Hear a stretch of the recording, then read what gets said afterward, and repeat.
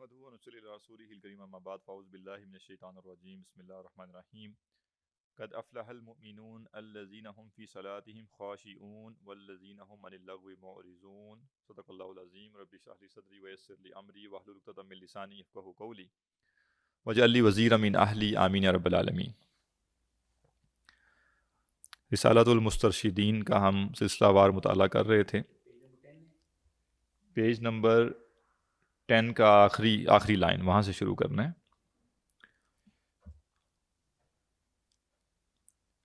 وقال عبداللہ ابن عباس رضی اللہ عنہما، حضرت عبداللہ بن عباس رضی اللہ عنہ نے فرمایا، لا تتکلم فی ما لا یعنیک، نہ تم کلام کرو اس معاملے میں جو تم سے متعلق نہیں ہے۔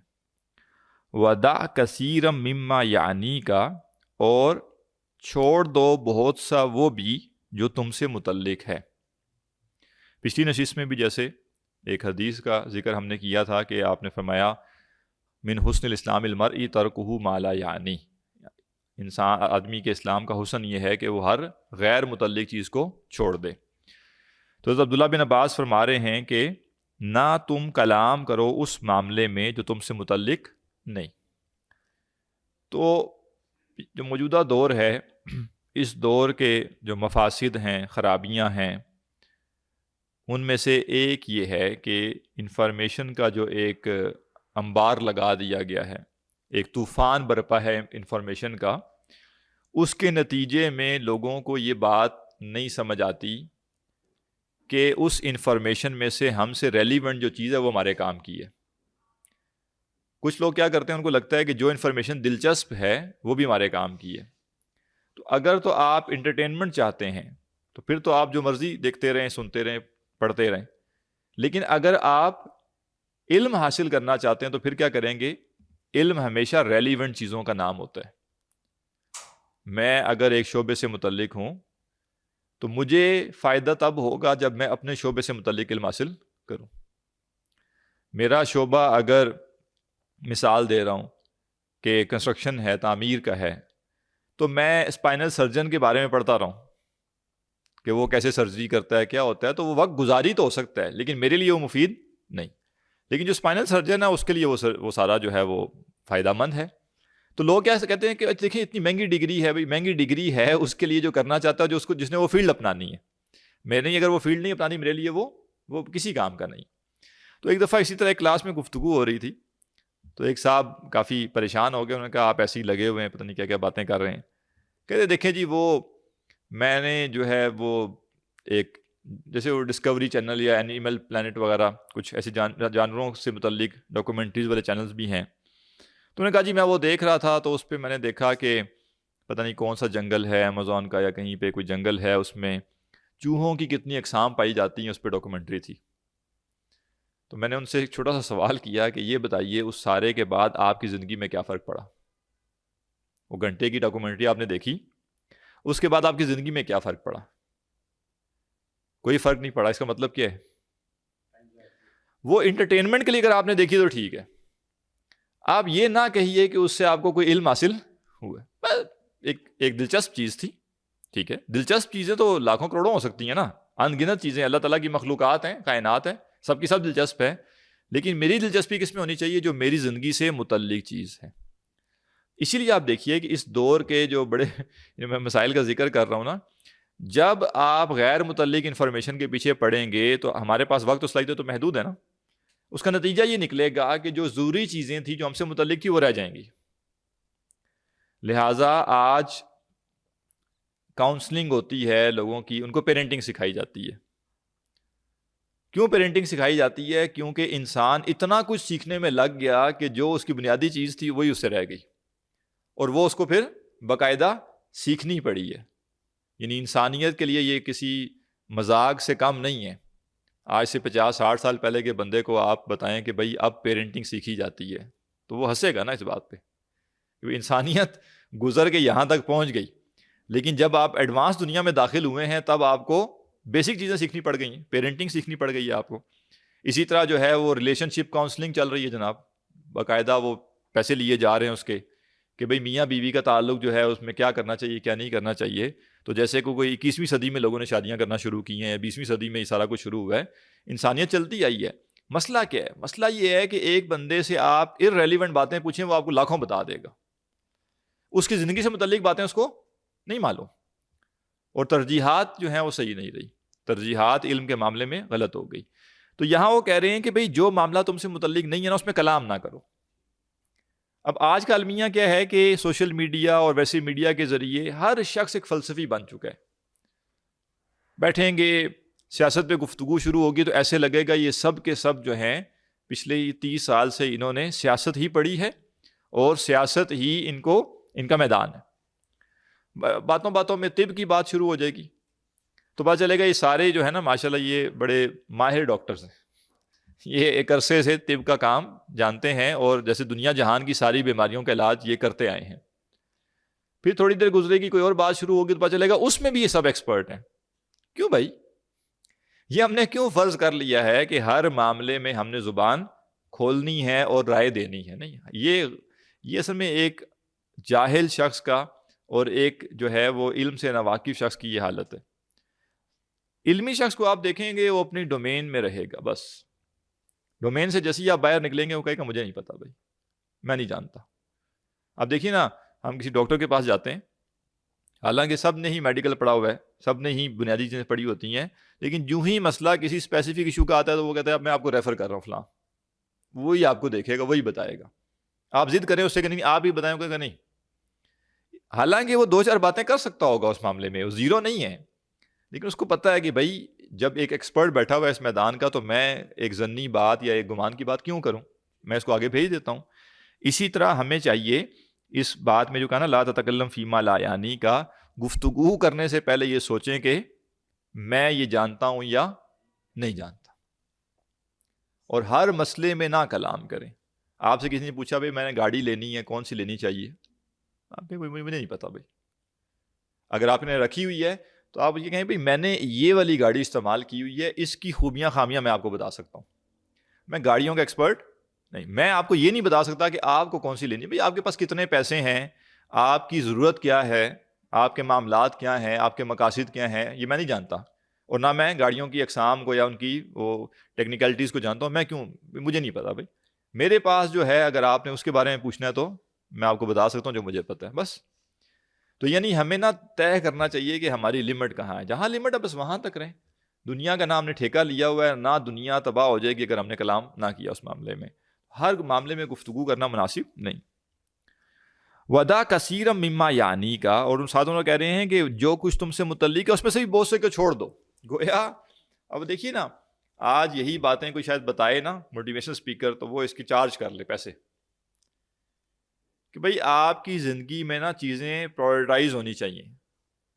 پہلے تو جو چیزیں متعلق نہیں ہیں وہ ویسی فارغ ہو گئی, اب جو متعلق ہیں ہو سکتا ہے وہ ہوں زیادہ اور آپ کے پاس وقت و صلاحیتیں اس سے بھی کم ہوں. تو اب آپ کیا کریں گے؟ اب آپ کو پک اینڈ چوز کرنا ہے. میں مثال عرض کرتا ہوں, آپ علم دین حاصل کرنے کے لیے اس وقت سینکڑوں کلاسیں ہو رہی ہیں, سینکڑوں کورسز ہو رہے ہیں, پتہ نہیں کیا کچھ ہو رہا ہے. اس کا یہ مطلب نہیں کہ جو آپ کے سامنے آ گیا آپ کرنا شروع کر دیں, جو نظر آ گیا نہیں. آپ یہ دیکھیں کہ آپ سے زیادہ ریلیونٹ کیا ہے. ایک ایسی چیز جو بیسک سی ہے اور بس ایسے وقت زیادہ لگ رہا ہے, علم کم حاصل ہو رہا ہے, اس کے بجائے اگر آپ کو ایک جگہ سے بہتر علم حاصل ہوتا ہے آپ وہ حاصل کریں گے. اسی طرح عبادت کرنی ہے انسان تو دیکھے کہ بھائی میں اپنے وقت کا کیا بہتر مصرف کر سکتا ہوں, یعنی کون سی عبادت ہے جو زیادہ اجر والی ہے, زیادہ میرے لیے تعلق مع اللہ کا باعث بنے گی, میں وہ کروں. گویا جو متعلق شے ہے اس میں بھی ہم نے کیا کرنا ہے, ترجیحات قائم کرنی ہے. یہ بات کس کے لیے فکر کا باعث ہوتی ہے کہ میں نے اپنے وقت کا بہترین استعمال کرنا ہے. اس کے لیے جس کے نزدیک وقت بہت محدود ہے اور جو اچیو کرنا ہے وہ بہت زیادہ ہے. اس کی ایک سادی سی مثال عرض کرتا ہوں میں.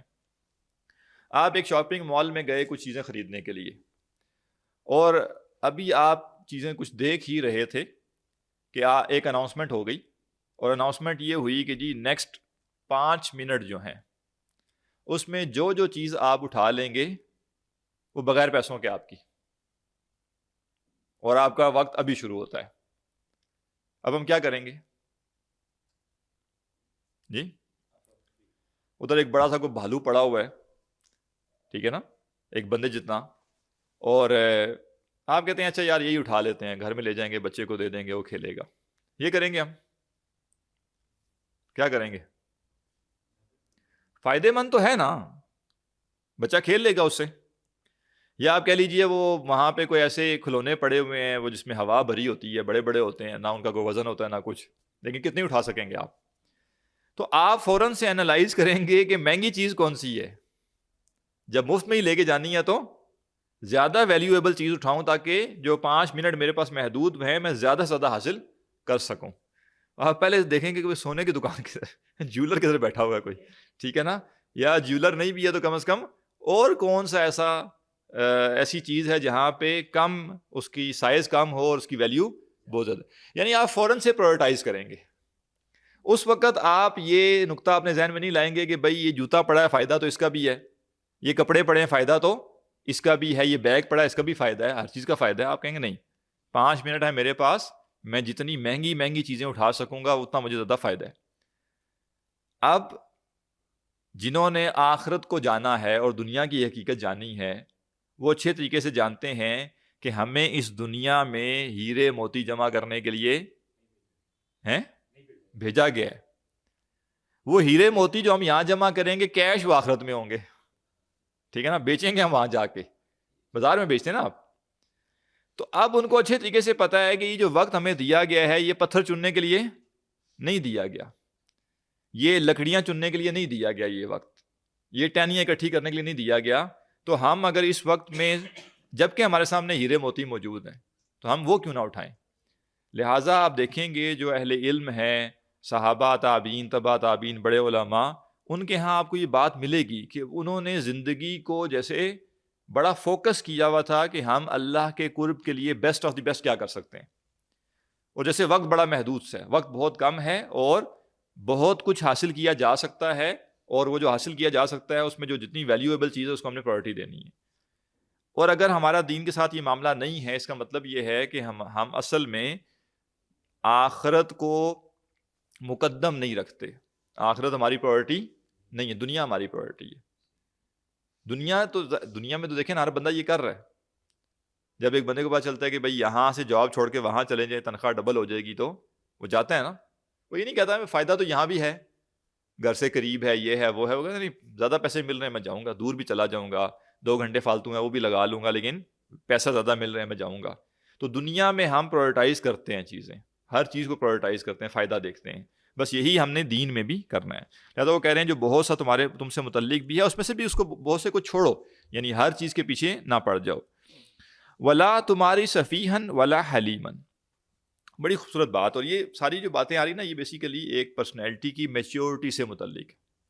جتنا کوئی میچیور شخص ہوگا آپ دیکھیں گے وہ ان چیزوں کا خیال کرے گا.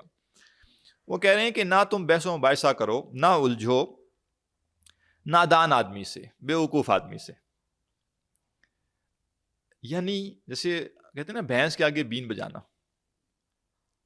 اگر آپ کسی بیوقوف سے الجھ رہے ہیں، اس کو اپنی بات منوانا چاہتے ہیں یا منانے کی کوشش کر رہے ہیں، تو اس سے ثابت یہ ہوا کہ وہ تو چلے بیوقوف ہے ہی ہے، آپ اس سے بھی بڑھ کر ہیں. کیوں؟ کیونکہ اتنی ہی سمجھ نہیں آئی کہ اس کو یہ بات سمجھ نہیں آئے گی. ٹھیک ہے نا. یعنی ہم دنیا میں کیا کرتے ہیں، ہم اچھے طریقے سے یہ چیز جانتے ہیں کہ بھائی ہم نے کوئی بھی کام کرنا ہے تو ہم کہتے ہیں یہ کام رزلٹ اورینٹڈ ہوگا تو میں کروں گا، رزلٹ اورینٹڈ نہیں ہوگا تو میں نہیں کروں گا. اب یعنی آپ نے ڈاکٹر بننا ہے، آپ انجینئرنگ یونیورسٹی میں داخلہ لیں گے؟ نہیں لیں گے، کیونکہ آپ کو پتا یہاں سے بندہ ڈاکٹر نہیں بن سکتا، آپ کو میڈیکل کالج میں جانا پڑے گا. اسی طرح جو ایک بیوقوف آدمی ہے اس کو جب آپ کوئی بات منوانا چاہ رہے ہیں، اس کا مطلب یہ ہے کہ آپ کو یہی معلوم نہیں ہے کہ یہ جو آپ کی محنت ہے اس کی یہ صحیح جگہ نہیں ہے. یہ بیوقوف آپ کی بات نہیں سنے گا. لہٰذا یہ بڑی اہم نصیحت ہے کہ بیوقوفوں سے الجھنا، ان سے بحث و مباحثہ کرنا یہ صحیح نہیں. جیسے ہی آپ کسی سے گفتگو کریں اور جس لمحے آپ پہ اس کا اظہار ہو جائے کہ یہ ایک نادان اور بیوقوف آدمی ہے، اس سے الجھیں نہیں. جو نصیحت کرنی ہے کر کے چھوڑ دیں، ختم بات. مانتا ہے مانے، نہیں مانتا تو نہ مانے. بحث کے آگے بین بجانے کی کوئی ضرورت نہیں ہے. اس جس کے دیوار کے ساتھ ٹکرے مارنے کی کوئی ضرورت نہیں ہے کہ آپ دیوار کو ٹکرے مارتے ہیں. آپ کو پتہ ہے جتنی مرضی ٹکرے مارو دیوار کو کچھ بھی نہیں ہونا. گویا گفتگو کرتے ہوئے، کلام کرتے ہوئے اکثر یہ غلطی لوگ کر جاتے ہیں، وہ کلام کرتے ہوئے اپنی ذات کو سامنے رکھتے ہیں، جبکہ کلام ہمیشہ مخاطب کو سامنے رکھ کے کیا جاتا ہے. میں مثال عرض کرتا ہوں. آپ فلسفے میں پی ایچ ڈی کر رہے ہیں، بلکہ کر چکے ہیں، دو پی ایچ ڈیز کر چکے ہیں. آپ کا 3 سال کا بچہ ہے، آپ اسے کیسے گفتگو کرتے ہیں؟ توتلے بھی بن جاتے ہیں، ٹھیک ہے نا، توتلے بن جاتے ہیں. اس کے لیول پہ ہم اترتے ہیں، کیونکہ جو ہمارا کلام ہے ہم اچھے طریقے سے جانتے ہیں کہ اس کلام کا فائدہ تب ہے جب جس کے لیے ہم کر رہے ہیں وہ اس کو سمجھ سکے. لہٰذا ہم اپنی علمیت کو ایک سائڈ پہ رکھتے ہیں اور ہم مخاطب کو سامنے رکھ کے اپنے کلام کو اس لیول پہ لاتے ہیں کہ جو ہم بات کرنا چاہ رہے ہیں وہ اگلے کے اندر پہنچ جائے، اس کے دل تک پہنچ جائے. لیکن یہی چیز ہم اکثر بھول جاتے ہیں. مثلاً آپ نے یہ مشاہدہ کیا ہوگا، کچھ لوگ خاص طور پہ جو لبرل بننے کا جن کو شوق ہے یا بڑا تعلیم یافتہ دکھنے کا شوق ہوتا ہے، اب وہ ایک سیکورٹی گارڈ کو انگریزی میں اس سے بات کریں گے. بھائی اگر آپ اپنی بات اس کو سمجھانا چاہتے ہیں تو اس کا مطلب آپ سے بڑا جاہل کوئی نہیں ہے، کیونکہ آپ کو اتنی سمجھ نہیں آئی کہ اس کو انگریزی نہیں آتی. اور اگر آپ نے اس پہ روب جاڑنا ہے تو پھر جو مرضی کرتے رہیں، ٹھیک ہے نا. تو اب یہ تو بات ہی سمجھ سے بالا تر ہے کہ آپ پڑھے لکھے ہو کر یہ کریں کہ جو شخص ان پڑھ ہے، جس کے بارے میں آپ کو پتہ یہ ان پڑھ ہے، جس کے بارے میں آپ کو پتہ یہ میری زبان نہیں جانتا، جبکہ وہ جو زبان جانتا ہے آپ وہ زبان آپ بھی جانتے ہیں. آپ اس کامن زبان میں بات نہ کریں بلکہ آپ اس کے ساتھ جو ہے انگلش میں بات کریں. یہ بیوقوفی ہے نا ایک اصل میں، ٹھیک ہے نا. یا جیسے ہمارے ہاں بعض اوقات علمی لوگوں کے ساتھ یہ مسئلہ آ جاتا ہے اور یہ بالکل مناسب نہیں ہے. عوام الناس میں بیٹھے ہوں گے، گاڑی اصطلاحات بولنا شروع کر دیں گے، ٹھیک ہے نا. دین کی بات ہو رہی ہے، گاڑی اصطلاحات میں، بڑی اصطلاحات میں. جمعے کا خطبہ دیا جا رہا ہے اور جمعے کے خطبے میں بڑی اصطلاحات بولی جا رہی ہیں. بھائی اگلے جو لوگ بیٹھے ہیں ان کو ان اصطلاحات کا پتہ ہی نہیں ہے. اگر آپ ان کو بات سمجھانا چاہتے ہیں تو پھر ان اصطلاحات کا ترجمہ کریں، اس کی آسان لفظوں میں وہ سمجھائیں کیا کہنا چاہ رہے ہیں آپ. اور اگر آپ کا مقصد ان کو سمجھانا نہیں ہے، روب طاری کرنا ہے، تو پر ٹھیک ہے، لگے رہیں پھر جو مرضی بولنا ہے. تو کلام تو ہمیشہ کیا جاتا ہے مخاطب کو سامنے رکھ کے، اگر آپ کا مقصود اس کو سمجھانا ہے. اب ایک شخص نادان آدمی ہے، آپ اس کو جتنی بات سمجھا سکتے ہیں سمجھائیں، اس کے بعد آپ کو لگ رہا ہے کہ اس کو میری بات سمجھ نہیں آنی تو بس چھوڑ دیں اس کو، بجائے اس کے کہ اپنی وہ جھاڑتے رہیں اس کے سامنے، ٹھیک ہے نا. تو اپنے آپ کو سامنے رکھنا، اگلے کو سامنے رکھ کے بات کرنی ہے. اور اگر آپ کو لگے کہ یہ بندہ میری بات سمجھنے کے قابل نہیں ہے تو اپنا وقت ضائع کرنے سے باز آ جائیں. اسی طرح وہ کہہ رہے ہیں کہ ولا تمہاری سفیہن ولا حلیمن، اور نہ ہی بردبار سے بحث و مباحثہ کرو. اچھا، بردبار سے بحث و مباحثہ کرنے میں کیا مسئلہ پیدا ہو سکتا ہے؟ ایک تو یہ ہے کہ جو بردبار آدمی ہوتا ہے نا، وہ آپ اس کے ساتھ بحث کر رہے ہیں، وہ آگے سے خاموش ہے. آپ کو یہ زوم ہوگا کہ میں نے اس کو پچھاڑ لیا، دیکھا نا، جواب ہی نہیں ہے اس کے پاس، ٹھیک ہے نا، ڈاؤن کر دیا اس کو میں نے. جبکہ وہ کیوں نہیں بولے گا؟ بردبار، ٹھیک ہے نا. یعنی اس کو پتہ یار یہ ایسے ہی جذباتی ہو رہا ہے، یا ایسی بہت زیادہ اچھل رہا ہے، بس چھوڑ دو، اس کے ساتھ میں کیوں الجھوں، ٹھیک ہے نا. اور بردبار آپ کو صفی سمجھ رہا ہوگا، ٹھیک ہے. تو کہے گا یہ صفی آدمی ہے، اس سے میں کیا بحث کروں.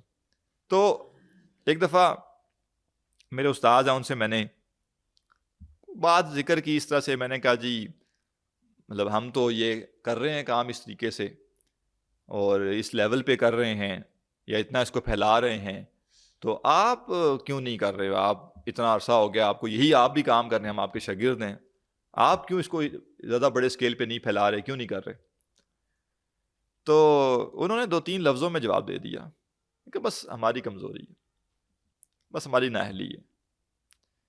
اچھا، مجھے بڑی حیرانگی بھی ہوئی ان کے اس جواب پہ، ٹھیک ہے، کہ یہ مطلب کیا کہنا چاہ رہے ہیں. ظاہر ہے نااہلی تو کہاں سے نااہلی ہے، وہ استاذ ہیں، سینئر ہیں، سب کچھ ہے. بہرحال کوئی 4-5 سالوں بعد مجھے بڑی اچھی طرح احساس ہوا کہ وہ کیوں وہ نہیں کر رہے تھے جو میں ان کو اس وقت کہہ رہا تھا. لیکن اب ظاہر ہے وہ حلیم تھے نا, انہوں نے یہ نہیں کیا کہ انہوں نے کہا اب ذرا انہوں نے دیکھا ہے کہ بچہ سا ہے, اب اس کے ساتھ اگر میں شروع ہو جاؤں, اس کو تو نہیں سمجھ آنی اس ٹائم بعد, یہ خاص پروسیس سے گزر کے ہی آئے گا, اس کو پتہ چلے گا کہ بھائی جسے کہتے ہیں گراؤنڈ ریئلٹیز کیا ہوتی ہیں. گراؤنڈ ریئلٹیز آپ کسی کو اتنی آسانی سے سمجھا نہیں سکتے, خاص طور پہ جو بالکل ہی نوزائیدہ سا ہے, جس کو ابھی چیزوں کا پتہ نہیں ہے. اس کو آپ دیتے رہیں گے لاجکس, اس نے کسے کہتے ہیں نا, وہ عقل جو ہے وہ دھوکے کھانے سے آتی ہے, ٹھیک ہے نا, بادام کھانے سے دھوکے کھانے سے آتی ہے. تو ایسے ہی جب بندہ میدان میں اترتا ہے, میدان کی اونچ نیچ دیکھتا ہے, پھر اس کو پتہ چلتا ہے کہ بھئی مسائل کیا ہیں. جیسے ایک عام شخص ہے, اس کو یہ لگتا ہوگا کہ جہاز اڑانے کے لیے بس سمپل سا فارمولہ ہوگا, پائلٹ بیٹھتا ہوگا, ایک بٹن دباتا ہوگا, جہاز اڑ پڑتا ہوگا. لیکن جو بندے کو علم اس کا بڑھتا ہے تو اس کو اندازہ ہوتا ہے کہ بھئی نہیں, مسائل گمبھیر ہیں, ٹھیک ہے نا, بہت کمپلیکیٹڈ معاملات ہوتے ہیں, اتنی آسانی سے جہاز نہیں اڑتا. تو اسی طرح معاملات زندگی کے بھی ہیں. تو جو حلیم آدمی ہوتا ہے, اس سے اگر آپ بحث و مباحثہ کریں گے, حلیم آدمی سے ہمیشہ جو ہے نا اس کا علم لینا چاہیے, اس سے علم لینا چاہیے, اس سے بحث و مباحثہ نہیں کرنا چاہیے. وہ اپنی طرف سے خاموش ہوگا, وہ تحمل کا مظاہرہ کرے گا, اور آپ کو یہ زوم ہوگا کہ آپ نے ہرا دیا, اس کو مناظرہ کر لیا آپ نے, اور وہ آپ سے ڈاؤن ہو گیا. تو یہ مناسب بات نہیں. جیسے امام شافعی رحمہ اللہ جو ہے نا, ان کا ایک قول ہے, وہ کہتے ہیں کہ میں آج تک جو ہے کسی عالم سے مناظرے میں جو ہے زج نہیں ہوا, یعنی جب بھی میں نے کسی عالم سے مناظرہ کیا میں کبھی زج نہیں ہوا, اور کسی جاہل سے میں کبھی جیتا بھی نہیں ہوں, ٹھیک ہے نا. یعنی یہ نہیں ہوا کبھی کہ میرا کسی جاہل سے کوئی مناظرہ ہو گیا ہو. مناظرے سے مراد وہ والا نہیں جس طرح کہ آج ہوتے ہیں, مطلب جو بھی آپ کی بحث و مباحثہ ہوئی ایک نقطے کے اوپر, تو کیونکہ جاہل کب مانے گا کہ ہاں آپ ٹھیک کہہ رہے ہیں, عالم تو پھر بھی بات سمجھ جائے گا ایک جگہ پہ جا کے, یا کم از کم عالم نہیں سمجھے گا تو آپ کو اس کی بات سمجھ آ جائے گی, ہاں یہ ٹھیک ہے. مناظرے کا مطلب یہ نہیں ہوتا کہ آپ نے لازمی اس پہ غالب آنا ہے. لیکن جاہل کا معاملہ یہ ہوگا کہ نہ وہ آپ کی بات سمجھے گا, اور نہ وہ آپ سے کوئی علمی بات کر رہا ہوگا کہ آپ کو اس کی بات سمجھ آ جائے, تو بس وہ ایک الجھاؤ رہے گا. اسی طرح جو ہے نا, وہ ایک جاہلوں سے الجھنے کے حوالے سے جو ہے نا, ایک امام غزالی رحمہ اللہ جو ہے, ان کا ایک ان کی کتاب ہے, تو اس میں انہوں نے حضرت عیسیٰ سے منسوب ایک قول بیان کیا کہ حضرت عیسیٰ نے جیسے کہا کہ میں نے جو ہے وہ یعنی اللہ کے اذن سے مردوں کو زندہ کر لیا, مٹی کے پرندے بنا کر اللہ کے اذن سے ان میں پھونکا تو وہ زندہ ہو گئے, لیکن میں کسی بیوقوف کو بات سمجھانے سے عاجز رہا ہوں, یعنی میں بھی کسی بیوقوف کو بات نہیں سمجھا سکا. تو یہ بڑی اہم بات ہے, یعنی پتہ ہونی چاہیے ہمیں کہ بیوقوف کو کے پیچھے پڑ جانا مناسب نہیں ہے. اور اسی طرح کسی حلیم آدمی کے ساتھ زور زبردستی کر کے یہ سمجھنا کہ میں جیت رہا ہوں, یہ بھی ایک طرح سے بیوقوفی ہے. وَاذْكُرْ أَخَاكَ بِمَا تُحِبُّ أَن يَذْكُرَكَ بِهِ, اور اپنے بھائی کا ذکر ویسے کرو جیسے تم چاہتے ہو کہ تمہارا ذکر کیا جائے. بہت سے مسئلے حل ہو جائیں گے ہمارے لوگوں کے بارے میں بات کرتے ہوئے, جب ہم فوراً سوچیں گے کہ ہم کیا چاہتے ہیں, ہمارے بارے میں بھی ایسی بات کی جائے. ہر انسان میں کمی کوتاہی ہے, کوئی بھی پرفیکٹ نہیں ہے, کوئی بھی معصوم نہیں ہے. تو جب ہم کسی کے بارے میں خاص طور پہ اس کی پیٹھ پیچھے گفتگو کریں, تو ہم یہ بھول نہ جائیں کہ ہم پرفیکٹ ہیں. ہم پرفیکٹ نہیں ہیں, ہم بھی پرفیکٹ نہیں ہیں. تو اگر ہم اس کا کوئی عیب بیان کر رہے ہیں یا اس کی کوئی خرابی بیان کر رہے ہیں, تو بس ہمیں یہ پتہ ہونا چاہیے کہ ہم میں بھی خرابیاں ہیں. تو کیا ہم یہ پسند کریں گے کہ ہماری خرابیاں, ہماری کوتاہیاں, ہمارے عیوب بھی بیان کیے جائیں؟ تو ایسا نہ ہو. تو جیسے ہم چاہتے ہیں کہ ہمارا ذکر اچھا کیا جائے, ہمارے سامنے ہو یا ہماری پیٹھ پیچھے ہو, اچھا ذکر کیا جائے, ایسے ہی اپنے بھائی کا ذکر بھی اچھے طریقے سے کرنا چاہیے. وَعَمَلْ عَمَلَ رَجُلٍ يَعْلَمُ أَنَّهُ مُجَازًا بِالْإِحْسَانِ مَأْخُوذٌ بِالْإِجْرَامِ. بڑی خوبصورت بات کہ عمل کرو اس شخص کی طرح عمل کرنا جو یہ جانتا ہے کہ اسے اچھائی کا بدلہ دیا جائے گا, مأخوذ بالاجرام, اور جرم پر اسے مواخذہ ہوگا. اس شخص کی طرح عمل کرو. اگر ہم اپنے معاشرے میں بہت سی جو جرائم ہیں, بہت سی جو مظالم ہیں, ان کے پیچھے سبب تلاش کرنا چاہیں کہ کیا ہے, 100% تو نہیں, لیکن جیسے 80% ہمیں لگے گا کہ اکثر و بیشتر جرائم کے پیچھے انسان کا یہ احساس کہ مجھے کوئی پوچھنے والا نہیں. ڈومیسٹک وائلنس جتنا ہے دونوں طرح کا, شوہر کا بیوی پہ اور بیوی کا شوہر پہ, دونوں طرح کا ہے. یہ متھ ہے کہ کہا جائے کہ صرف شوہر بیویوں پر ظلم کرتے ہیں. بیویاں بھی شوہروں پہ ظلم کرتی ہیں جسے کہتے ہیں جس کی جہاں دال گلتی ہو، جس کا جہاں دال لگتا ہو. اور وہ ظاہر ہے وہ ظلم جو ہے وہ فزیکل بھی ہے، فزیکل ٹارچر بھی اس میں ہوتا ہے، اور جو ہے وہ ویسے وربل ابیوز بھی ہے، اور سائیکولوجیکل بھی ہے، ہر طرح کا ہوتا ہے.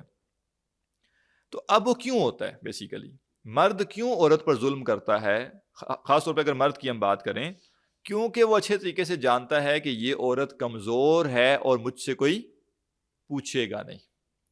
کم ہی آپ کو ایسا گھرانہ ملے گا جہاں پہ مرد کو پوری طرح یہ پتا ہو کہ میں کوئی اونچ نیچ کروں گا تو مجھ سے مواخذہ ہوگا، اور پھر بھی عورت پہ ظلم کرے. اسی لیے یہ اکثر مظالم پبلک میں نہیں ہوتے، چھپے میں ہوتے، کیونکہ ان کو پتا ہوتا ہے پبلک میں کریں گے تو چلتے پھرتے لوگ جو ہیں وہی نہیں چھوڑیں گے ہمیں. لیکن اب پتا ہے عورت ہے، مجبور ہے، یہ اپنے والدین کو بتائے گی نہیں کہ اس پہ ظلم ہو رہا ہے، لہٰذا انسان جری ہو جاتا ہے، ظلم کرتا ہے اس پر. یا اس کو پتا ہوتا ہے کہ گھر بتا بھی دے تو اس کے والد یا بھائی جو ہیں یا تو وہ اس کے سر پہ ہیں نہیں اس طرح کے لوگ، یا پھر ہیں بھی تو ایسے سرکمسٹانسز میں ہیں کہ وہ کچھ نہیں کریں گے، خاموش رہیں گے، مجبوری، فائنینشیل مجبوری کی وجہ سے، کسی وجہ سے بھی. یا جیسے بعض لوگوں کے یہاں عزت کا ایک نام ہوتا ہے کہ بھائی بیٹی گھر آ جائے گی تو بے عزتی ہو جائے گی، لہٰذا جو بھی ہے بس برداشت کرو. گویا انسان کو ظلم پہ جو چیز آمادہ کرتی ہے وہ ایک اس کا یہ خیال ہے کہ مجھے پوچھنے والا کوئی نہیں، جرم کے اوپر مواخذہ کوئی نہیں. اسی طرح جو نیکی ہے، اگر کسی نیکی کا کوئی بدلہ نقد نظر آئے تو وہ نیکی کرنا ہمارے لیے بڑی آسان ہو جاتی ہے، وہ اچھائی کرنا بہت آسان ہو جاتی ہے. مثلا آپ دیکھیں کہ جیسے پریز ملتی ہو اگر کوئی کام کر کے اچھا تو لوگ وہ کرتے ہیں. جیسے آج کل لوگوں نے سوشل میڈیا پہ ہی نیکی کے کام بھی شروع کر دیے ہیں نا، ٹھیک ہے نا، لوگوں کی مدد کریں گے، پھر اس کی ویڈیوز بنائیں گے، پھر وہ شیئر کریں گے، اس پہ پھر کمائی ہو جائے گی ان کی. گویا انسان یہ سینس رکھتا ہے کہ اگر مجھے کوئی بینیفٹ ہے تو میں جو اچھائی ہے وہ بھی اختیار کر لوں، اور اگر مجھے کوئی نقصان ہو سکتا ہے تو میں جرم سے بچوں. بس فرق یہ ہے کہ مومن جو ہے وہ اس کو دنیا تک محدود نہیں رکھتا. مومن یہ دیکھتا ہے کہ میں اگر اچھائی کروں گا تو مجھے اللہ کے ہاں اجر ملے. جس طرح صبح سورج نکلنے کا یقین ہے، اس سے زیادہ یقین انسان کو اپنے نیک عمل کے بدلے کا ہونا چاہیے کہ جو میں نے نیک عمل کیا اللہ تعالیٰ سے مجھے اس کا بدلہ لازمی ملے گا. اور اسی طرح انسان جو ہے وہ کسی پہاڑ کی کھو میں چھپ کے بھی کوئی جرم کر لے، اس کو پتا ہو کہ اللہ مجھے دیکھ رہے ہیں. اسی لیے جو خطبہ نکاح ہے، نکاح کے خطبے میں 4 آیات کی تلاوت کی جاتی ہے. ان 4 آیتوں میں ایک مضمون کامن ہے اور وہ تقوی ہے. ٹھیک ہے، 4 آیتوں میں تقوی کا حکم ہے. اور حکمت کیا ہے؟ حکمت یہ ہے کہ مرد عورت کو یہ بتایا جا رہا ہے نکاح میں بنتے ہوئے، اور اگر یہ جو خطبہ نکاح ہے اس کا ترجمہ کر دیا جائے خالی اس وقت تو بڑا فائدہ ہو جائے میاں بیوی کو اور باقی لوگوں کو بھی، کہ میاں بیوی کا رشتہ وہ ہے جس کے اکثر معاملات قانون کی زد سے باہر ہیں. قانون کی زد میں کیا آ جائے گا؟ نان نفقے کا مسئلہ آ جائے گا، طلاق کا مسئلہ آ جائے گا، مہر کا مسئلہ آ جائے گا، بس یہ ہوگا نا. اب شوہر خندہ پیشانی سے بیوی کے ساتھ رہ رہا ہے یا منہ بنا کے رہ رہا ہے، یہ قانون کی ڈومین سے تو باہر ہے. اسی طرح کوئی شوہر جو ہے وہ برا بلا کہہ رہا ہے بیوی کو، یا بیوی شوہر کو بلا برا کہہ رہی ہے، اس پہ کیس تو نہیں ہو سکتا نا. یا ایک دوسرے سے گفتگو نہیں، بات ہی نہیں کر رہا، کلام ہی نہیں کرتا، اسے گھر آ کے بس بیٹھا رہتا، بات نہیں کرنی. اب اس کے اوپر کوئی کیس تو نہیں بنتا. میاں بیوی کے جو اکثر معاملات ہیں وہ قانون کے دائرے سے باہر ہیں، نمبر 1. نمبر 2، وہ ہیں پرائیویٹ، وہ گھر کے اندر ہیں، اس کو کوئی گورن نہیں کر سکتا، اس کو کوئی مانیٹر نہیں کر سکتا. تو اگر میاں بیوی کو یہ احساس نہ ہو کہ اللہ دیکھ رہا ہے تو پھر انہیں کون سی چیز عدل کرنے پہ آمادہ کرے گی؟ کون سی چیز ان کو ظلم کرنے سے روکے گی؟ تو گھر کے اندر مرد بھی اور عورت بھی، ان کو جب یہ یاد رہے کہ ہمیں اللہ دیکھ رہا ہے، اللہ پوچھے گا، تو کمزور سے کمزور عورت بھی معاشرتی سطح پہ جو ہے اس کا شوہر کچھ بھی نہیں کر سکتا اس کے ساتھ، اگر اس کے اندر اللہ کا تقویٰ ہے. اور ایسے ہی وہ عورت جو کہ مالدار ہے، صاحب حیثیت ہے، شوہر ذرا کم حیثیت کا ہے، کم مال ہے اس کے پاس، وہ بھی اف نہیں کر سکتی اگر اس کو پتا ہو کہ اللہ دیکھ رہا ہے. تو سارا مسئلہ کہاں سے آتا ہے کہ جب ہم یہ بھول جاتے ہیں کہ ہمیں اس وقت کوئی دیکھ رہا ہے، ہمیں کوئی پوچھنے والا، ہمیں کوئی پکڑنے والا ہے. جی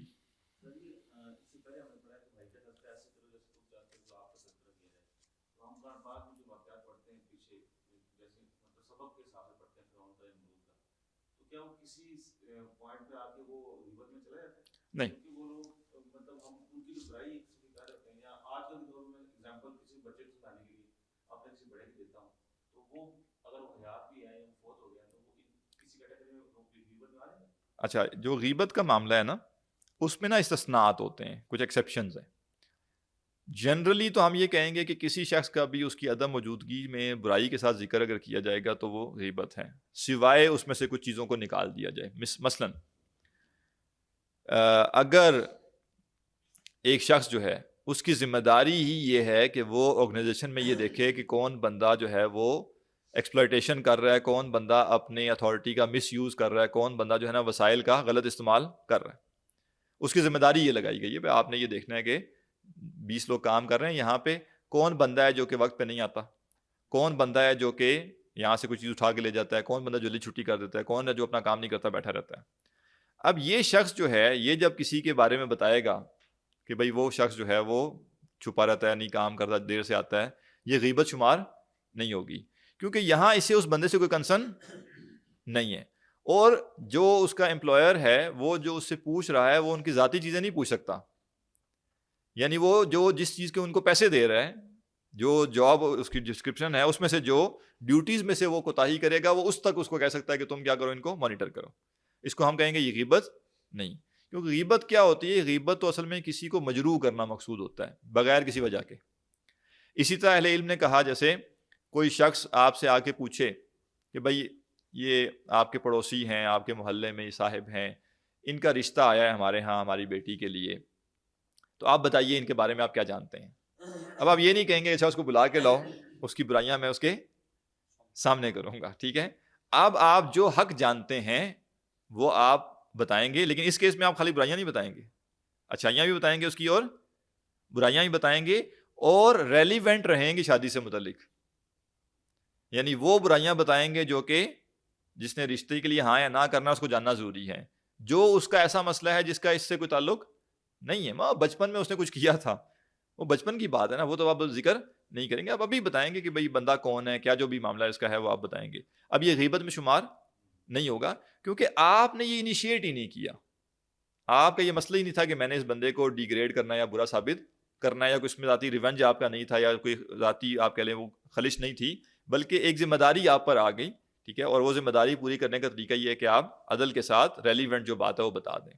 تو اس طرح سے کئی جگہوں پہ جو چیزیں ہیں وہ بیان کی جا سکتی ہیں. البتہ جیسے آپ نے کہا عبرت کی بات، تو عبرت کی بات میں زیادہ کوشش یہ کرنی چاہیے کہ اس کو جنرل رکھا جائے، سوائے یہ کہ کوئی ایسی ناگزیر ضرورت ہو کہ اس کو اسپیسیفائی کرنا پڑے. مثلا اگر آپ نے کسی کے بارے میں بتانا ہے تو آپ یہ کہیں بھی میرے ایک جاننے والے تھے، انہوں نے یہ کیا، ان کے ساتھ یہ ہوا، لہٰذا ایسا نہیں کرنا چاہیے، نام لینے کو اوائڈ کر لیا جائے. لیکن بعض جگہوں پہ اگر آپ کو لگے کہ نہیں یہاں پہ بہت ضروری ہے یہ بات کرنا، اور اس سے جیسے کسی کو میں برا ثابت نہیں کرنا چاہ رہا، تو شاید کچھ اس طرح کی گنجائش بھی ہو، لیکن عمومی کوشش کرنی چاہیے کہ اس کو ہم یعنی وہ کریں، جنرل کر دیں، نام نہ لیں، ہم اس کی صفات بیان کر دیں کہ بھائی اس طرح کا ایک آدمی تھا، اس نے یہ کیا اور یہ اس کے ساتھ ہوا، تو ایسا ہمیں نہیں کرنا چاہیے.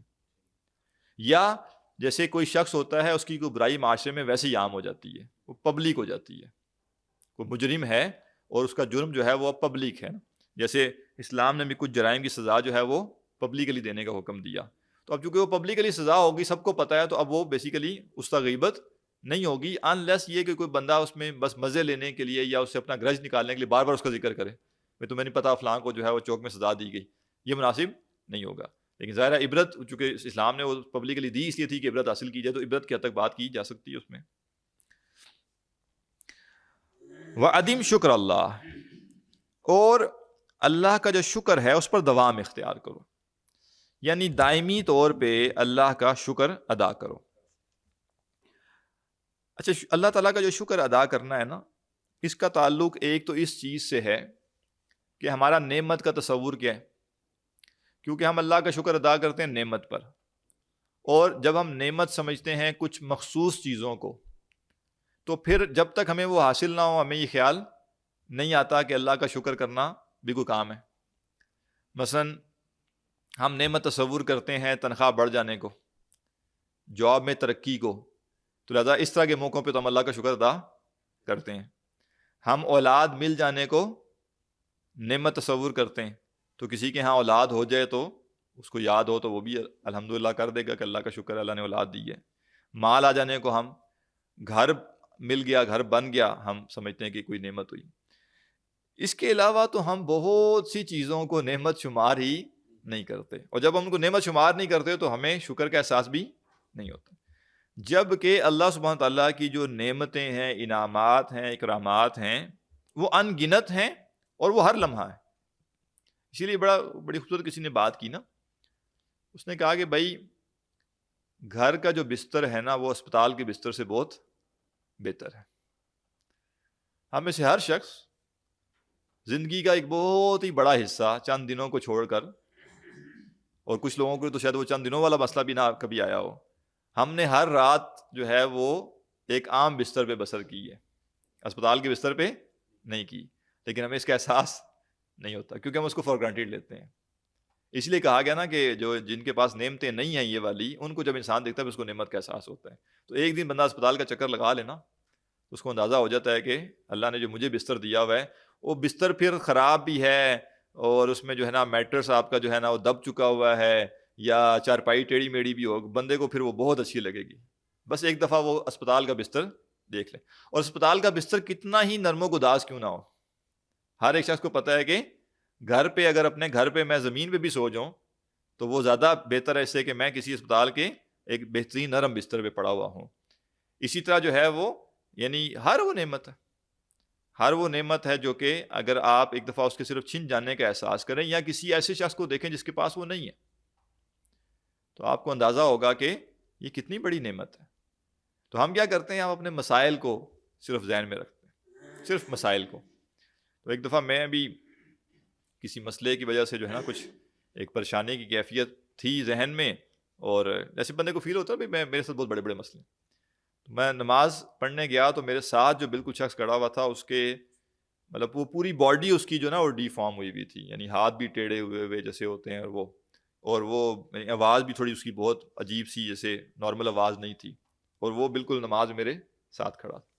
تو مجھے احساس ہوا کہ کتنی ہی نعمتیں ہیں جو کہ جس کو میں تھوڑی دیر پہلے تک محسوس بھی نہیں کر رہا تھا، اور اس بندے کو دیکھ کے احساس ہوا کہ اچھا یعنی اس کے مسائل بھی دیکھیں نا، اور یہ دائمی ہے اس کے۔ میرے تو شاید کوئی مسئلے ایسے میرے ذہن میں ہوں جو کہ آج ہیں، 2-4 دنوں بعد نہ بھی ہوں، لیکن یہ جو مسئلہ ہے اس نے تو پوری زندگی اس کے ساتھ گزارنی ہے، لیکن یہ بھی اللہ کا بندہ اللہ کی بندگی کر رہا ہے۔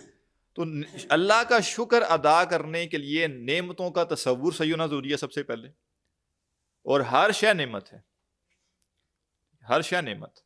یہ سانس جو ہم لیے جا رہے ہیں، آکسیجن انہیل کیے جا رہے ہیں، اس کا احساس کب ہوتا ہے؟ جب سانس اکھڑتی ہے، اور ہم میں سے ہر ایک کو کبھی نہ کبھی سانس اکھڑنے کا تجربہ تو ہوا ہوگا نا، وہ نوالا پھنس گیا، کچھ بھی ہو گیا، ٹھیک ہے، وہ پانی پیتے ہوئے کچھ ہو گیا، تو بندے کو وہ جو کسی طریقے سے سانس واپس آتی ہے تب احساس ہوتا ہے کہ یہ دن میں ہم پتہ نہیں کتنی ہزاروں سانسیں لے رہے ہیں، اور پوری زندگی سے لیتے آ رہے ہیں، اور بڑے یعنی اسٹیبل طریقے سے لیتے آ رہے ہیں۔ یہ اللہ کی نعمت تھی، جب وہ روک لے تو پھر پتہ چلتا ہے کہ یہ نعمت اصل میں اس کی دی ہوئی تھی۔ تو ہر چیز اللہ کے اذن سے ہو رہی ہے، یہ صحت ہے، یہ سارے ہمیں اعضاء سلامت دیے گئے ہیں، سمجھ بوجھ دی گئی ہے، امن دیا گیا ہے۔ اسی لیے ایک حدیث میں آتا ہے نا جس کا مفہوم اس طرح کا ہے کہ جو شخص اپنے گھر میں یا اپنے علاقے میں صبح آنکھ کھولے اور صحت ہو، اس کو بیماری نہ ہو کوئی، اور اس دن کا اس کے پاس رزق ہو، اس دن کا کھانا پینا، وہ سمجھ لے کہ کل کائنات جمع کر دی گئی ہے اس کے لیے، اور کیا چاہیے اس کو۔ تو اللہ سبحانہ تعالیٰ نے جو ہمیں نعمتیں دی ہیں ان کا تصور ہمارا صحیح ہونا چاہیے، اور ہر شے نعمت، کوئی شے بھی ہمارا استحقاق نہیں تھا، ہمارا حق نہیں بنتا تھا، جو کچھ بھی ہے وہ اللہ نے دیا ہوا ہے، کیونکہ اگر ہمارا استحقاق بنتا تھا جس کو نہیں ملی اس کا کیوں نہیں بنتا؟ اگر ہمارے اعضاء درست ہیں تو جس کے اعضاء درست نہیں ہیں کیا اس کا حق نہیں بنتا تھا پھر؟ اور ہم میں اس میں کیا فرق ہے؟ تو دنیا کی جتنی مصیبتیں ہیں، جتنی پریشانیاں ہیں، ہم نے یہ جو آنکھیں ہیں ہماری، اس کی نعمت کا کتنی دفعہ احساس کیا ہوگا زندگی میں، لیکن جب ہم کسی نابینا شخص کو دیکھیں گے تو پھر ہمیں احساس ہوگا کہ یہ کتنی نعمتیں، یا کبھی یہ سوچ لے بندہ ایک دم میں کہ یہ نہ ہوں گے تو کیا ہو، یہ نعمت مجھ سے چھن جائے تو کیا ہو، پھر پتہ چلے گا یہ کتنی بڑی نعمت ہے۔ اور نعمت کا تصور صحیح ہونا، اور نمبر 2 چیز جو ہے وہ نعمت کا احساس ہونا، اور نعمت کا احساس انسان کو ان کو دیکھ کر یا سوچ کر زیادہ ہوتا ہے کہ یہ نعمت جس کے پاس نہیں ہے، یا اگر میرے پاس نہ ہوئی تو کیا ہوگا۔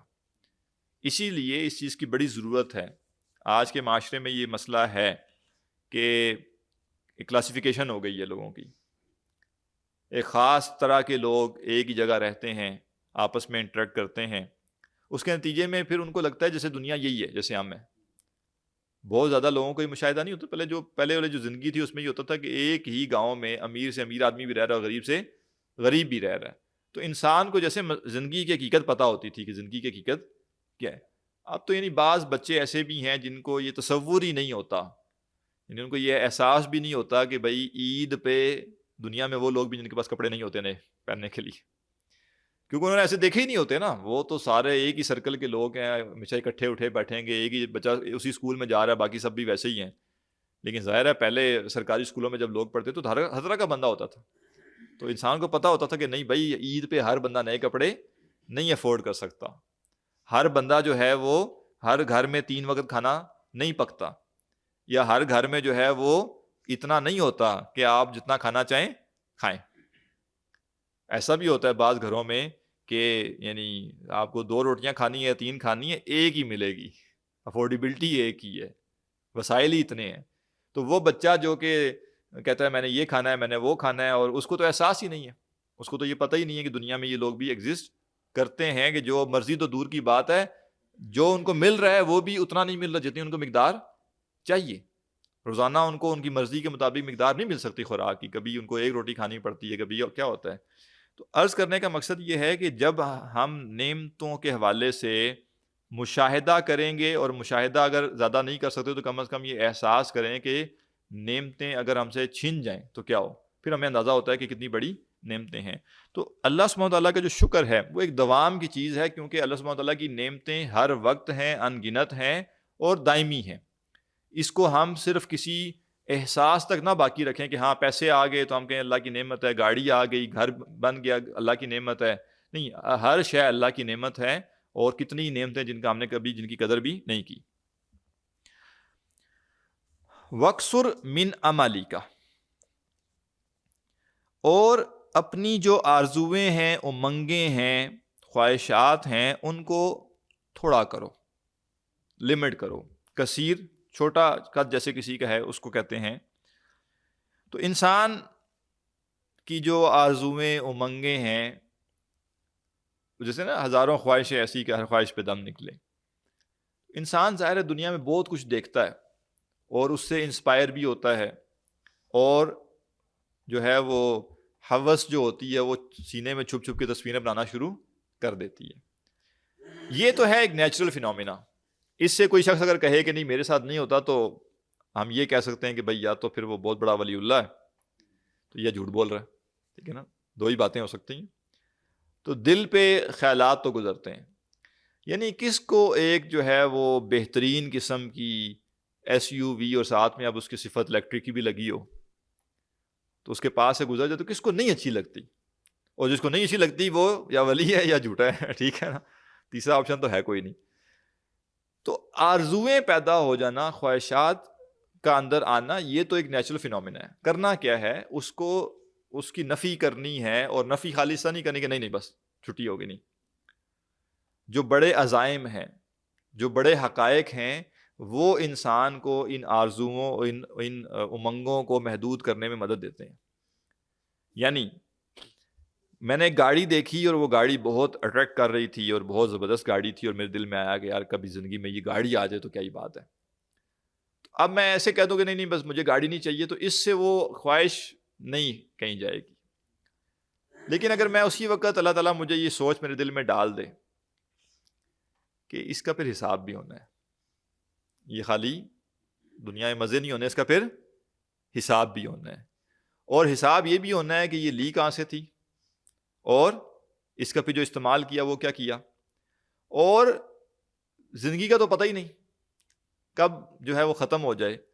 تو کیا یہ مناسب ہے کہ میں آخرت کی اتنی عظیم نعمتیں اور اتنے درجات ان کو اس دنیا میں یہ گاڑی حاصل کرنے کے اوپر جو ہے وہ ان کو پیچھے کر دوں, اس کو ترجیح دے دوں, اور کئی سال اس لیے کھپتا رہوں کہ میں اس جیسی گاڑی لے لوں, جبکہ مجھے نہیں پتا میں لے بھی سکوں گا کہ نہیں. جبکہ وہ جو آخرت کے درجات ہیں اگر اس کے لیے میں کھپوں تو وہ یقینی ہے, یہ یقینی نہیں ہے. تو گویا خالی خواہش کے بارے میں کہنا نہیں جی میں تو عاجز سا انسان ہوں, نہیں, اس سے خواہش پیچھے نہیں جاتی کہیں, وہ لیفٹ رائٹ ہو گئی دوبارہ واپس آ جائے گی، گھوم پھر کے نا دائرے میں جو ہے وہ پھر خواہش کہیں سامنے آ جائے گی. تو لہٰذا آخرت جو دنیا کی خواہشات ہیں، امنگیں ہیں، آرزویں ہیں، وہ آخرت کے بغیر کہیں دائیں بائیں نہیں ہو سکتی، ان کو ختم نہیں کیا جا سکتا. تو کہہ رہے ہیں بھائی کم کرو ان کو، ہر چیز کو لسٹ وش لسٹ میں نہ ڈال دو. دیکھیں یہ جو دجالیت ہے اس میں کیا ہے کہ آن لائن شاپنگ ہے، آپ کرتے جائیں تو انہوں نے کہا اچھا چلیں نہیں لینی کوئی بات نہیں، وش لسٹ میں ڈال دو. تو وش لسٹ کا مطلب کیا ہے؟ کم از کم اس کو امنگ تو بناؤ نا، ٹھیک ہے نا، ایک اس کو اپنی آرزو تو بناؤ نا. آگے پھر ہم تمہیں بار بار اس کو دکھا کے تو کنورٹ کر ہی لیں گے تمہیں. تو یہ کیا ہے اصل میں؟ یہ ہے کہ جو آرزویں ہیں ان کو بڑھایا جائے. اب تو مارکیٹنگ بیسیکلی آرزویں بڑھانے کا نام ہے. اسی لیے انسانیت نے کبھی یہ ظلم نہیں کیا تھا جو آج ہے. اب اس کا یہ مطلب نہیں ہے کہ آپ کہیں کہ یہ گناہ کبیرہ ہو گیا اب اور ہم اگر کوئی کام کریں تو ہمیں مارکیٹنگ نہیں کرنی. نہیں کریں ضرور، لیکن یہ احساس ضرور رکھیں کہ ایک مجبوری ہے اور یہ مجبوری کے دائرے میں ہی رہنی چاہیے، اس سے باہر نہیں جانی چاہیے. اس کا مطلب کیا ہے بھئی؟ اب ہمیں بچپن میں یہ بڑی عام سی تعلیم تھی، آپ سب نے بھی سنی ہوگی، یہ بات بتائی جاتی تھی کہ بھئی اگر پھل کھائے جائیں تو چھلکے باہر کہیں سامنے نہ پھینکے جائیں، تاکہ وہ بندہ جو کہ پھل افورڈ نہیں کر سکتا اس کو حسرت نہ ہو کہ بھئی چھلکے دے کے کہ بھئی کاش میرے پاس ہی پیسے ہوتے میں بھی پھل کھاتا. اور اب ایک بندہ چاہے اس کے پاس افورڈیبلٹی ہے یا نہیں، اس کو سارا دن سینکڑوں ایڈز دکھائے جائیں گے. یہ پیزا اس فلیور کا بڑے مزے کا ہوتا ہے، ٹھیک ہے نا، یہ برگر بڑے مزے کا ہوتا ہے، یہ فلاں قسم کی جو کھانے کی چیز ہے یہ بڑے مزے کی ہوتی ہے، یہ تم سستے میں لے لو. یعنی آپ سوچئے نا، اخلاقیات کا بالکل وہ جنازہ نہیں نکل گیا کہ کہاں ایک چیز لوگوں کے سامنے رکھنی نہیں ہے کہ بھئی خام خواہ کسی کے اندر خواہش نہ پیدا ہو، اور کہاں ایک بندے کو دکھا دکھا کے ایکسپلائٹ کر کے آفریں دے کے آدھے پہ لے لو، یہ کر لو وہ کر لو، کچھ بھی کر لو بس لو. تو یہ کیا ہے؟ یہ ساری مارکیٹنگ اصل میں اب صرف یہ نہیں ہے کہ میرے پاس ایک پروڈکٹ ہے اور آپ خریدنا چاہتے ہیں اور میں آپ تک پہنچانا چاہتا ہوں، بلکہ اب امنگیں پیدا کی جاتی ہیں. دیکھیں کبھی بھی بل بورڈ اس پہ نہیں ہوتا بھئی اگر آپ نے فلاں چیز کھانی ہے تو ہمارے پاس یہ ہے. بل بورڈ یہ نہیں ہوتا. بل بورڈ ایسا بنایا جاتا ہے کہ ہر بندے کو اس کا دل کرے، لہٰذا وہ کھانے باقاعدہ ڈسپلے کیے جاتے ہیں. وہاں برگر کی تصویر لگائی جائے گی، خالی یہ نہیں بتایا جائے گا کہ ہمارے پاس معیاری برگر ہوتے ہیں. پھر اس سے آگے بڑھ کے وہ برگر کھاتے ہوئے ایک بندے کی تصویر یا ویڈیو ہوگی، تاکہ اگلے کو ہم احساس دلائیں کہ جو مزہ اس کو آ رہا ہے نا کھاتے ہوئے یہ وہ مزہ ہے جو تم بھی حاصل کر سکتے ہو اگر تم جیب ڈھیلی کرو اپنی تو، ٹھیک ہے نا. اور پھر ماحول تک دکھایا جائے گا کہ یہ برگر کھانے کے لیے جو ماحول پورا بنا ہوا ہے کیا عظیم الشان ماحول ہے بھائی، اس ماحول میں آؤ، ٹھیک ہے، اس ماحول کو بھی انجوائے کرو، اس طرح کی کمپنی انجوائے کرو، اور اس طرح کے جو ہے نا کھا کے تمہیں اس طرح کا مزہ آئے گا. اور پھر اور اس کو لالچ دینے کے لیے یہ کہ بھئی نہیں اگر تمہیں تھوڑی سی یہ ٹینشن ہے کہ پیسے پورے ہیں یا نہیں تو اس طرح کر کے تمہیں ڈسکاؤنٹ بھی دے دیں گے تاکہ تم آ سکو کسی طریقے سے. تو یہ اوور آل جو بھی مارکیٹنگ کا ایک اس وقت دنیا میں نظام چل رہا ہے، اصل میں تو یہ حسرتیں بڑھانے والا ہے. پتہ ہے کتنی چیزیں ایسی ہیں جو زندگی ہم گزار جاتے ہیں ہمیں پتہ ہی نہ ہوتا، ارریلیونٹ اس سے کہ ہماری وہ افورڈیبلٹی میں ہے یا نہیں، لیکن مارکیٹنگ کی دنیا نے ہمیں ان کا حریص بنا دی ہے. جب تک یہ سوشل میڈیا نہیں تھا اور یہ ایسی چیزیں نہیں تھی، بہت سے لوگوں کو تو پیزے کا بھی نہیں پتا ہوتا تھا کہ پیزا کیا چیز ہوتی ہے. لیکن اب ظاہر ہے عام سے عام بندے کو بھی ہر چیز کا پتہ ہے کھانے کی. اور ہمارے بچپن میں تو ہمیں اگر کوئی کھڑا کر دے اور کہے کہ ڈشوں کے نام بتاؤ، ٹھیک ہے نا، تو ہم کوئی 8-10 نام لے سکتے ہوں گے، 12 نام لے سکتے ہوں گے، اس سے زیادہ تو ہمیں نہیں پتا تھا نا. اب کیا کہیں گے ہم، ٹھیک ہے نا، میں آلو گوشت ہے جناب، چاول ہے، بریانی ہے، کوئی 3 4 5 6 10 نام لے لی، 12 نام لے لی. اب آپ ایک بچے سے ہی پوچھ لیں، وہ کہے گا میں پیزے کی خالی 20-25 قسمیں بتا دیتا ہوں، باقی تو چھوڑو تو، ٹھیک ہے نا، باقی کھانے چھانے تو چھوڑو. اور مطلب یہ چائنیز پتہ نہیں، میں یا تو میں بہت سادہ تھا، تو ہمیں تو بچپن میں یہ پتہ ہی نہیں تھا چائنیز کس چیز بلا کا نام ہوتا ہے، ٹھیک ہے نا. تو اب جناب آپ بچوں سے بھی دیکھیں تو کہتے ہیں نہیں یہ اٹیلین ہے، یہ فلاں جو ہوتا ہے یہ اٹیلین ہوتا ہے، یہ چائنیز ہوتا ہے، اور یہ جو ہے نا سوشی پتہ نہیں یہ تو جیپنیز ہے جی. تو لوگوں کو پتہ نہیں کیا کیا یہ تھائے ہے. اتنا بھی پتہ ہے کہ یہ اس ملک کی یہ چیزیں ہوتی ہیں کھانے کی، اس ملک کی یہ چیزیں ہوتی ہیں، یہ کیسے آئی ہمارے تک؟ ہمیں سے کون جاپان گیا ہے یا کون چائنا گیا یہ کھانے کے لیے؟ نہیں گیا نا، لیکن ہر بندے تک پہنچائی گئی، حسرتیں بڑھائی گئی ہیں اس کی. تو اس دور میں گویا یہ جو وقصر من عملی کا ہے یہ اور مشکل ہو چکا ہے کہ اپنی جو آرزویں ہیں، اپنی خواہشات ہیں، ان کو چھوٹا کرو، کم کرو ان کو. ہر جو خیال دل پر وارد ہو اس کو نہ روک لو، اس کو نکال دو، جانے دو. ایک سائڈ سے وہ داخل ہو، دوسری سائڈ سے نکال دو، اور وہ تبھی نکلے گا جب دل میں اس سے کوئی بڑا خیال موجود ہوگا، کوئی بڑا عزم اور بڑا ارادہ دل میں موجود ہوگا. پھر یہ خواہشات اس سے ٹکرا کر یہ جو ہے وہ پاش پاش ہو جائیں گی.